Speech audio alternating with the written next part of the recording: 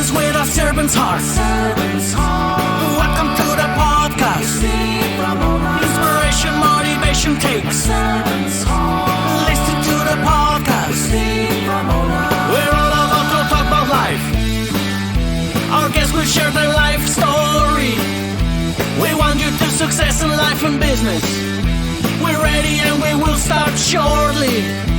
We're gonna talk about life. We're going to speak on business. You're gonna shine bright. We are going to witness. Business with a servant's heart. With hosts Steve, Ramon, and Ray. Inspiration, education talks. Listen to the podcast.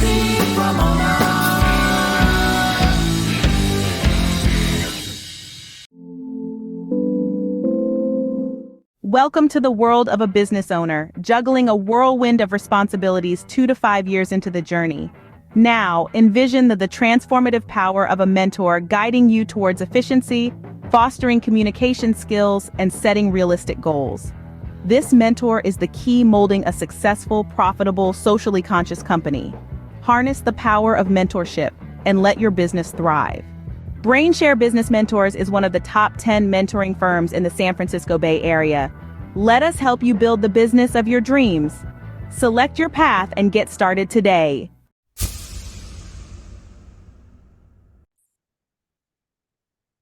Welcome, everyone, to Doing Business with a Servant's Heart podcast. Doing business and life with a purpose, serving others, yes, and achieving success. I'm your host, Steve Ramona. We created this show for you because we want everyone to be motivated, inspired, and educated to make an impact in your world. Let's start there, and then we'll impact the bigger world later. I want you to think about, as you listen to my incredible guests today, how will you serve today? And what impact will you create with that service? And send me a message through my podcast, or you can email me at my contact info. I'd love to hear what you did today to change your world. Now, I want to thank my two sponsors, brainshare.us and PitchDB. Drive business success sustainability with BrainShare Business Mentors, where your business flourishes and your vision comes to life. Check out the link in the show notes. And then pitchdb.com. Be a guest on over 3 million podcasts. Speak at over 11,000 conferences and much more. How about you build your thought leader platform with incredible opportunities to show who you really are? With that being said, impact is the word of this podcast, but growth is as well. My two guests today are incredible because they're doing great things with a servant's heart.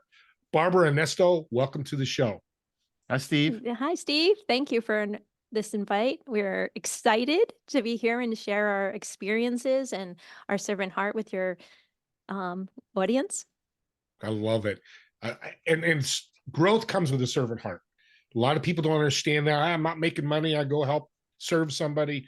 Let's talk about how you use growth and a servant's heart together. Well, I guess I'll start. Well, with our business, it actually came out of COVID and the need for small businesses to grow because they were hurt so badly during COVID and being shut down. And we're on the Jersey Shore, and we saw some of our favorite businesses close, and that's sad for us. We're very loyal to our local shops and restaurants. I feel like those small businesses need our help, and we figured out during COVID how to take a technology that was used for the corporate world and bring it to the small businesses. Barbara, you're making my heart sing because I don't know the numbers. 75% of small businesses run this country. It's an important thing. Let's talk. I can go so many directions. Let's talk about the tech, because now I'm completely interested because I'm a small business person and I work with a ton of small business. Ernesto, let's get into the tech and what you guys do.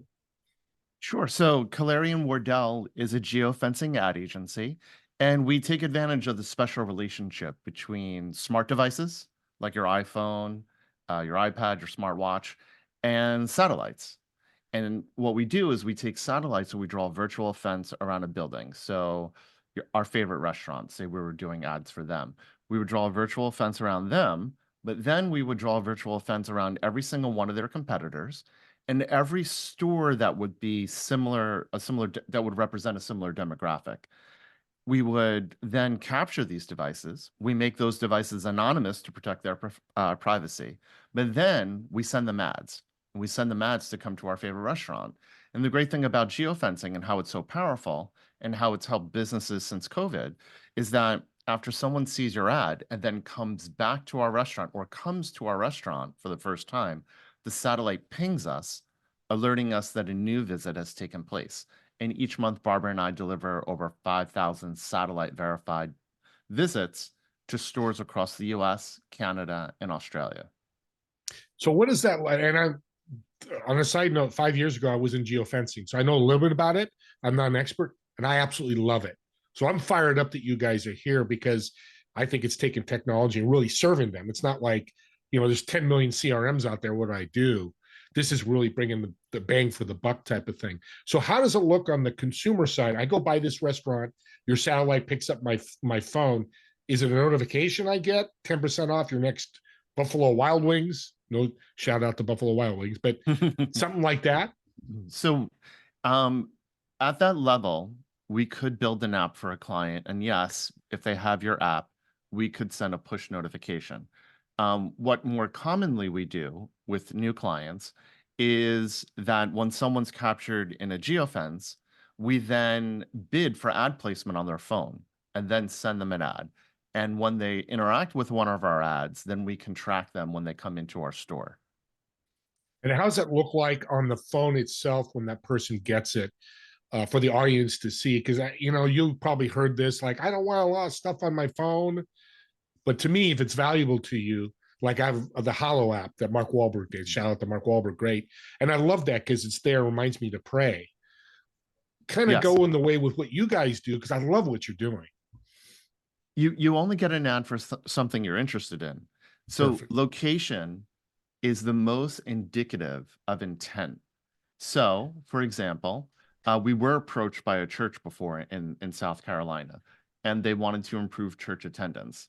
So, in full disclosure, we didn't end up running these ads for them, but we explained that, hey, if you want to target liquor stores, strip clubs, divorce lawyers, we could do that. And then, yes, these are people who are searching for something deeper and some deeper meaning. So therefore, when they see the ad, it's going to resonate with them. Well, how much more so when, say, you own a Mercedes and you need to get that car serviced, and you're in a, you're in a Mercedes dealership, but hey, we happen to run a Mercedes authorized service center, which will save you money, right? So we can send people ads based on their location. And the reason why people will respond is because your location is the most indicative of what you want to afford, what you can afford, and what you are affording, what you're currently spending your money on. So that's why it's so valuable. And Barbara and I do other forms of advertising. We do Facebook, we do Google, we work inside walled gardens. But the biggest return on investment for a small business is geofencing, simply because it's taking low-hanging fruit, meaning people who are already interested in a product like yours, and then we're telling them about you and your value proposition. But the most important part is that we're then measuring a return on investment. Yeah, this is great. And I know somebody's listening going, hey, I could do a lot of marketing. What's it, you don't have to tell the cost, but what's the level of cost for this compared to, like you said, Facebook ad or a link, Instagram ad or a paper ad? Jump on that, Barbara. Okay, so in the end, it's actually the most efficient that you're spending your money. But what we found is most advertising, the minimum you have to spend is $2,000, right? Between Google and Facebook and all that. So what we do is we set a minimum amount of ad spend money that you should spend on your campaign. And I'm going to mention, because that's basically our formula is $1,000 for small businesses. And that really gets a lot of impressions and visits, and it really targets that market thoroughly enough to get those visits. And we found this formula out by trial and with the small business, and we were across, the country, And we found that this is the best formula to start with. And Can I tell them a case study? yes, you can. Oh, I'd love to hear a case study, Ernesto. Yeah, thank you. I was just going to ask that, so you read my mind. 100%. So we worked with, so during COVID, we really learned how to maximize what we have. And we found that with a budget as small as $1,000, this will sound crazy, but this is fact. We worked with, in the Carolinas, North Carolina, a laundromat business that had about 30 different locations. So, but 30 different locations all with the same name. So with $1,000 ad spend, we were sending them about 700 to 1,000 satellite verified visits a month. So, we thought, well, hey, this must be a one-off. This must be, this must not be so common. So we took Laundromat 2. And this laundromat was in Missouri and totally different demographic. And we found that with $1,000 ad spend, we were sending them on average anywhere from 300 plus to 700 plus satellite verified visits a month. So fast forward to over 80 laundromats, and then the same in that if you have multiple, above 15 laundromats, we're easily sending them over 300 plus visits a month. But what we found with that same ad spend for a singular business, say a restaurant, we're sending them 50 satellite verified visits a month, up to 100. And then with these smaller mom and pop shops, again, 50 to 100 satellite verified visits a month.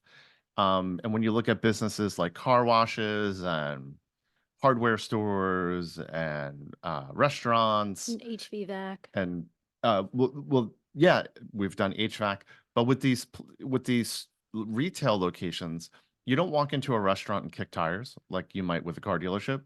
You're actually, you're going to eat and drink something. Same thing with a laundromat and a car wash. You'd be more engaged because of what you do, right? Absolutely. Is that sorry to interrupt, but it's such a great point. Yes. Because you could throw a Facebook ad out there. You're not sure, good or bad. I'm not being political about that. Right. But it's throwing it out there and hoping somebody clicks on it. Here, because of the engagement, the ROI is going to be higher, correct? Yes. Because your targeting is more deliberate. As I said, if you're already in a car dealership, or if you're already in a laundromat, if you're already in a restaurant, and particularly now with restaurants, Barbara and I, as part of our work ethic together, team building every time we see each other, is we go out for lunch or dinner. And so we see what's going on at restaurants, and we see that the prices are going up and the foot traffic is going down. And that has to do with inflation. And however, there are still people who are consistently going out, and those are the people that we want to target to send them to your restaurant. And the same thing with cars. A car costs more than almost as much as 2 years worth of college education. So it's a highly competitive market. So if you're in a car dealership, let's grab them right away and offer them a better value to come to your store. So, and if you're very aggressive at your church and you want to get people out of liquor stores and strip clubs, it's an unorthodox way to reach people. But I think just like when you mentioned Mark Wahlberg's app, it's that reminds people to pray. Why not? If the world can advertise, why can't the church? So exactly. Yeah. This is so cool. It is. I mean, you took geofencing to the next level. I know people online. There's coaches that come to my shows and people to do online. How can we work this for, let's say, a business coach, or can it work for a business coach? So then when you look at B2B, we're looking at online conversions, and this we can do as well. So, but we do this more, geofencing becomes contextual. So what we're now doing is not looking at the real estate of Earth, where you are in a map, but real estate where you are in terms of on the web. And what you read is also indicative of what you're looking to do. So for example, if you're into fitness and you're reading about certain diets, or you're reading about fitness gear or maybe certain workouts or things like that, we can capture in a certain geography, we can capture people who are reading certain keywords. So all that metadata that's stored on a website, if you're reading, if you're on these websites in a certain geography, we can capture your device. We can then send you an ad. So for example, if you're, me, I need to lose weight. So I looked up Nick Catone, who's an MMA fighter, boxing. I read his website. If I were doing advertising for Nick Catone in a certain geography, I could have been targeted and then been sent an ad to visit his website, and then we would have measured the conversion on his website. Yeah. Well, geofence me about weight loss because I'm with you, Ernesto. If you were talking about you geofencing like crazy because I need to lose weight too. So Yeah, but Barbara's like, we're gonna go out to lunch, but I'm gonna drive and you're gonna walk behind the car. that's a true partner, business or whatever partner. Right. That's a true partner. Right. So the servant heart comes in. I know people are going, okay, this is marketing, but what I love, and I want your thoughts on this, you saw a problem from COVID, which has been a major problem, especially small business. So your servant heart went out there and said, we've got a way to solve these problems so they don't go out of business. What was your thought process when you were going through all this? Ooh, I'll let Barbara answer this one Sorry. because her thoughts on when she first learned about the data and the privacy, I'll let her talk about it. Yeah, that was funny. So when we first was looking at this business, and Ernesto had showed me all the data, and it's a lot of data that they have out there on us. You have no idea the data. It is extremely invasive. It's crazy. So I looked at it and I was like, I don't know. I don't know if I want to get involved with this. And then I thought about it, and as with everything that that the corporate to the guys, they come out and they take this information from us. They never give us that privacy back, right? Look at New Jersey. We had the Parkway, right? It was supposed to be tolls until it was paid off. I don't know. I'm still paying tolls and the Parkway's finished. So I figured it this way. If we could do good with it, then I would be okay with starting a business and helping these small businesses. Because I believe that if you help someone grow, then you grow. And that's the basis of our company, as well as exclusivity for that person in that genre of, if it's a laundromat, they have a radius that they have their exclusivity with us. We will not take someone in their competition in that area. We won't do it. We feel that if we're going to grow a small business properly, this is how we have to do it. Because some of the people that are opening a business and they have these people that are selling them, say, washer machines or whatever type of products for their shop, they go in down the street and sell the same thing. They don't even I just don't understand that, because you just sold them that, and then you're going down 3 stores and selling another laundromat.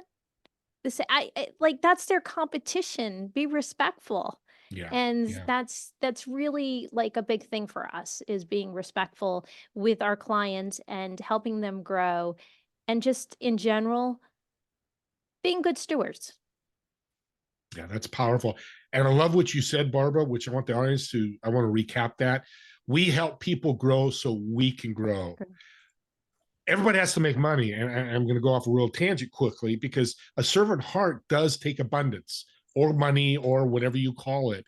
But when you're helping others with a servant heart, like you guys are doing, everybody wins. It becomes the win-win, or the offer you can't refuse in The Godfather, I'll say, but not to that depth. But when it comes to marketing, how important is marketing for small business anyways? That is the one thing that Barbara and I'm sure you agree, the one thing that people fail to do is they fail to plan for marketing. So I think it was Meyer Lansky in The Mob. He was like, we're going to build Vegas and they will come. Well, sure, when you're selling sin, but when you're selling other things that are not so obvious, when you're selling benefits that really help people, you really actually have to go out there and be proactive. So really, if you should plan at least 10% or sometimes more if you're at the opening phase. You want to invest 5 to 10% at least in marketing and advertising.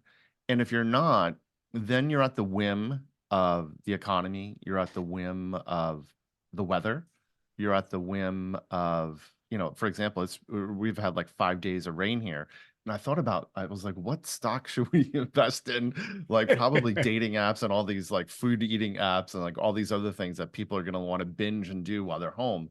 Yeah. But at any rate, if you're not planning and budgeting for marketing, you really are setting yourself up for failure.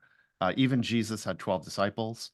And there was a reason, and at least to bear witness, right? So you do need to get your message out there, and to do that, you need experienced agencies and that have great creative but great technology and great methodology to back it up as well. I love the 12 disciple comment. I mentor businesses all the time. He had 12 disciples to get his message out to millions, and still millions today. And we can use Hitler. He had 20 generals he worked with. It's a bad, but it's still 20 generals to get the message out of what he's doing, even though it was terrible. Yeah, small business, partner up using your marketing to get your brand out there. That's such a great message. Thank you, Ernesto, for saying that. And I did you price this point and set it up so a small business doesn't go, oh my God, that's too much. I can't afford it, to allow them to be able to utilize your technology and really benefit? Absolutely. I mean, it was all what we so if you don't have money to date, don't ask girls out, right? How to take them out. You gotta take a lady out. So that relationship's not going to grow on its own unless you take the initiative. Take that advice. So $1,000 is about it's about sadly it's about 5 dates. So sadly it'll only get you 5 dates in America right now. But $1,000 spent on advertising, specifically do it in geofencing, can make you 3. I'll give you a perfect example. 1 month we'll just take laundry because that's where we started. 1 month spending $1,000 in laundry will give you enough business to build out for the whole year. So if you retain your customer and you get, say, 50 clients in a month, what would a restaurant do specifically with great service with 50 new customers in a month? If they really treat that customer like we treat our clients, then that is a customer that's going to stay with you for as long as you're open. And the value of that $1,000 is really, it's measurable actually. So $1,000 times $150, $200, for dinner, it really adds up. So you're going to make money. You're going to make your return on investment, but you have to do it. You have to invest in it. And then you can take the girl out. That's right. Yeah. Barbara, I'm going to talk to her. I'm married, so I don't need her advice anymore, but I have friends I introduce you to. I heard one of your podcasts, and I really, really like this little tidbit that I got from it. And that was the money was the thank you note for helping people. And just to know that the apostles, they were actually wealthy in monetary stuff. It was just that they were poor in with working with the rabbi. So it's okay to make money. It's okay. God is appreciative of you and making money, but you do it the right way, and that's what counts. Yeah, many people don't realize that the 2 brothers that were tax collectors, tax collector was a position of honor in that culture at that time. So these were very shrewd, sharp men who gave up everything, and they truly did have a servant's heart. They truly were fishers of men, and they really did have, in terms of this physical world, they had a lot to give up, that they did give up. But really, they counted as nothing. I mean, the loss was nothing for in terms of what they gained. But yeah, as Barbara said, most people don't realize that the 12 disciples were not losers. They were not reprobates. They were not bums. These were sharp men. The Apostle Paul, maybe never a sharper man since. And married and had families to support. Yep. Yep. And I heard this phrase, which Barbara, I'm going to take what you just said, spirit poor, money rich. Rich. A pastor told me that. He says, you want to be spirit rich and money rich. And God will be very happy, and Jesus will be very happy with that scenario. I had to learn that a few years ago because I was afraid. And I'm so glad you said that. And thank you for mentioning the podcast. That is a huge point I forget who it was. I'll have to remember who it was. Regards to the marketing, and there's millions of marketing people out there. What would you say? And somebody goes, I talked to 10 marketing agencies. What makes you guys different than these 10 I've talked to? Do you want to take that? Sure. Okay. Barbara, and everything that Barbara and I do is science-based. It's data. It's based on data. So when we do a consult, so on average, we give an hour consult to a client. And most of that is to do some triage. It's to diagnose the patient, right? So because we're base all of our actions on data, we don't really we don't engage in things that are high risk. So if it's high risk, we let them know. It's our responsibility as good stewards to let people know, like, hey, this is not anyone's wheelhouse. This is a little outside of the it's a novel use of our technology, but if you're willing to try it, this is what it would cost you to try and achieve this outcome. So because the other thing is we do foot traffic studies. So particularly, go ahead. did you want to say it? No, go ahead. Particularly for brick and mortar locations, before we even advertise for someone, we know holistically what's going on with their business. We know, up to 2 years worth of foot traffic at a given location if we're just doing foot traffic and not an online conversion. So, so we know going in, like, hey, this is where people live, this is where people work, these are the locations they go to a half hour before and a half hour before visiting your restaurant, your jewelry store, your boutique, your hardware store. This is where people are. This is where people have been. We have a full snapshot of it. And now these are the places we're going to target with your ads. So therefore, we have a high expectation, since they're already spending money in these locations, and you're along the way, that they're going to spend money with you. I love it. Time flew by. We're at the end here. And I'll ask you guys on air I'd love for you to come back. There's much more we could talk about. Oh, absolutely. I think part 2 would be great. Oh, this is great. Any last words from both of you or either one of you for the audience? I just think that if you're going to market the right way. Don't stay in the walled gardens all the time. That's Facebook, Google. You're only fighting against yourselves, and they're important. We don't say that they're not. They are. You should have them in your toolbox when you're marketing. But use that open web. Use those apps. It's so big. So many customers are there. Use it. And to your advantage, and bring those customers in and treat them well. So that way they tell their friends and it just grows. Ernesto, go ahead. Sure. I would add that one of the big passions that drives Barbara and I is family and charity. And it just so happens that my mother runs an orphanage in the Philippines. It's called Street Kids Philippine Missions. It's been in existence for about 15 years. We've saved 50 kids from sex trafficking and all those other things that they were at risk. There were a lot of these kids when they came to the orphanage, they were 5 years old, 6 years old.